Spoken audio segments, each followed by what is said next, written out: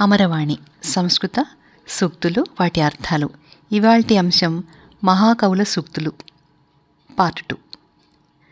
విపక్షమఖిలీకృత్య ప్రతిష్ఠా ఖలు దుర్లభ అనీత్వా పంకతాం ధూళిం ఉదకం నావతిష్ఠతే. ఇది మాగుడు అనే కవి రాశారు. శత్రువును నిర్మూలించకుండా తొక్కుకోవడం అసాధ్యం. ధూళిని బురదగా అణగదొక్కిన మీదనే నీరు నిలవగలుగుతుంది. 2వ శ్లోకం శూద్రక మహాకవి రాసింది. సుఖం హి దుఃఖాన్యనుభూయ శోభతే ఘనాంధకారే శివదీప దర్శనం సుఖాత్తు యోయతి నరోదరిద్రతాం మృతశరీరేణ ధృతస్స జీవతి. దుఃఖాలు అనుభవించిన తర్వాత సుఖం కలిగితే అంధకారంలో ఉన్నవాడికి దీపం కనపడినట్టు శోభగా ఉంటుంది. సుఖం అనుభవించిన తర్వాత దుఃఖం అనుభవించటం శరీరంతో జీవించినా చావులాంటిదే. 3వ శ్లోకం భారవి కవి రాసింది.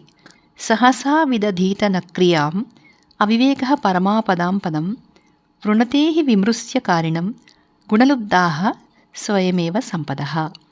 ఏ పని తొందరపడి చెయ్యరాదు. అన్ని ఆపదలకు అవివేకమే మూలం. విమర్శించి పనిచేసే గుణవంతులను సంపదలు తామే వరిస్తాయి.